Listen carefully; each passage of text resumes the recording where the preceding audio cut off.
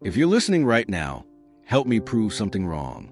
My son said I wouldn't even reach 500 subscribers, but I believe stories like this deserve to be heard. Help me show her that these tales matter. I spent 37 years watching people discover what they signed. Most of them remembered the room, the pen, the other person smiling. They remembered feeling like it made sense at the time. They don't remember reading it. A joint account isn't a shared account. It's a legal structure. The bank doesn't care who put the money in. They care who has the right to take it out. Both of you do. All of it. Anytime. No warning required. No split. No fairness doctrine. The entire balance is accessible to either party at any moment. That's not a flaw in the system. That's the system. People open joint accounts for convenience. They want to pay bills together. Share expenses. Avoid the hassle of transfers. It feels practical. It is practical until it isn't. I've sat across from clients who were blindsided, not by strangers, by people they lived with, slept next to, raised children with. The account was emptied on a Tuesday.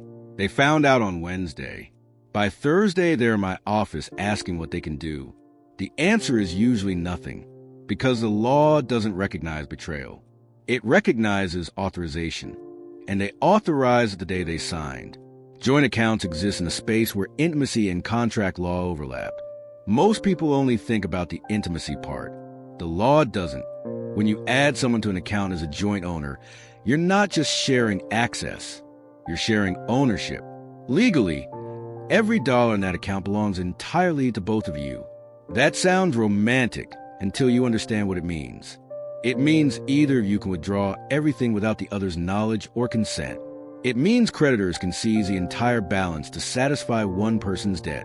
It means if one of you dies, the account doesn't go through probate.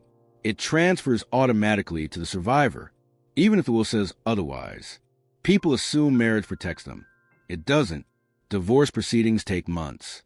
A bank transfer takes seconds. I've seen it happen during the separation period. One spouse drains the account before the petition is even filed. By the time the court gets involved, the money is gone, spent, transferred offshore, gifted to a relative. The other spouse argues it was their income, their savings, their inheritance that got deposited there. None of that matters. The account was joint. The withdrawal was legal. You can file for reimbursement. You can argue bad faith. You can ask the court to consider it during asset division. But the money is still gone. And litigation is expensive. Most people don't open joint accounts planning for this. They open them because it's easier than splitting every expense manually. Because their partner asked and saying no felt accusatory. Because they've been together 5 years and it seemed like the next step. No one thinks about what happens when the relationship ends. Or when it doesn't end but trust does. I had a client once who kept a joint account with her brother. They inherited it from their mother. Neither of them used it much. It just sat there with about $40,000 in it. The brother got into trouble. Not criminal. Financial. He had a business that failed. Debts piled up. Creditors started circling. One of them obtained a judgment. They went after the joint account. All of it. My client hadn't spoken to her brother in 2 years. She had no idea he was in trouble. The account was drained to satisfy his debt. She sued him. We argued for reimbursement. It took 3 years. We recovered about half. She spent most of that on legal fees. Joint accounts with aging parents are another minefield. People add themselves to a parent's account to help with bills, write checks, manage expenses. It feels responsible. Then the parent needs long-term care. Medicaid looks at the account. They see a joint owner. They see withdrawals. Medicaid assumes those withdrawals were gifts. They impose a penalty period. The parent is denied coverage for months. The adult child argues the money was for groceries, utilities, medicine. Medicaid doesn't care. They see a transfer. They apply the rules. Now the family has to cover the care costs out of pocket until the penalty period ends. Or the parent has to wait. Sometimes they don't survive the wait. I didn't understand this myself until it happened to someone I knew. Not a client. Someone closer. I had added my name to my father's account years earlier. He He was getting older.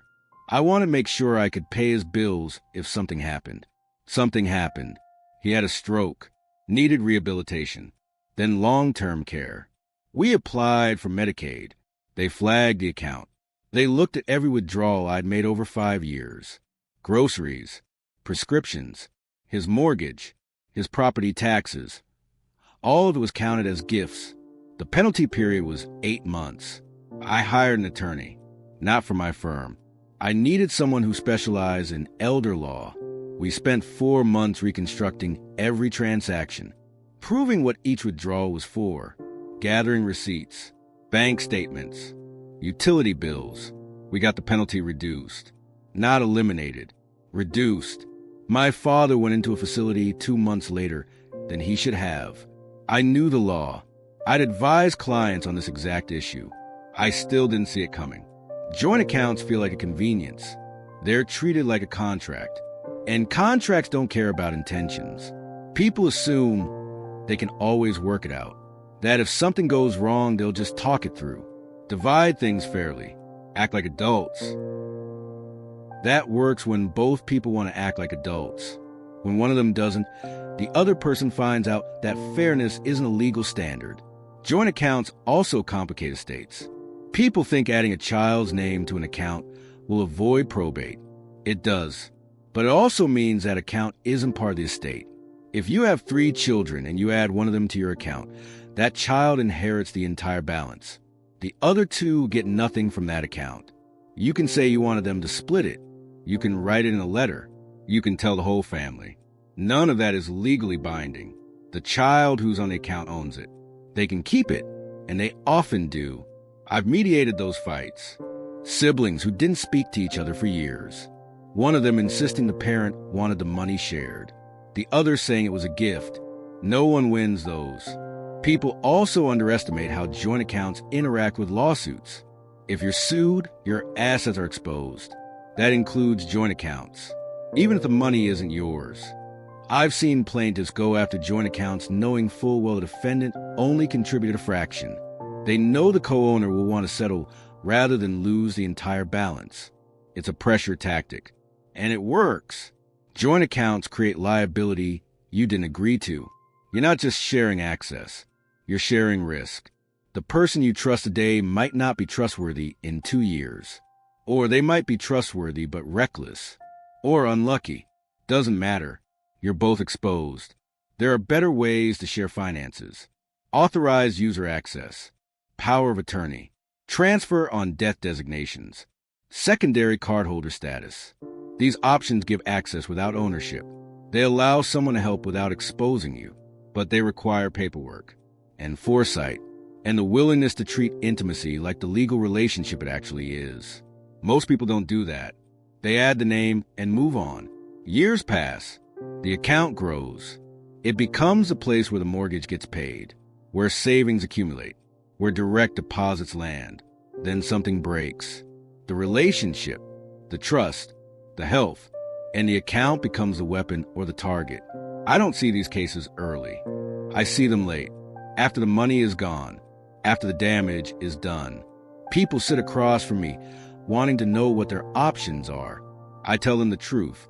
The options were available before they added the name, before they deposited the inheritance, before they assumed good faith was enough. Now the options are litigation, negotiation, loss. None of those are good. The law doesn't stop people from making these mistakes. It just makes sure they're binding. Joint accounts aren't inherently dangerous. They're dangerous when people don't understand what they created. And most people don't. They think they're sharing a checkbook. They're signing a contract that can't be undone without both signatures. I still see new cases every month. Different people. Same structure. Same outcome. Someone trusted someone. Someone signed something. Now they're here. The file is open. The clock is running. And we'll do what we can with what's left.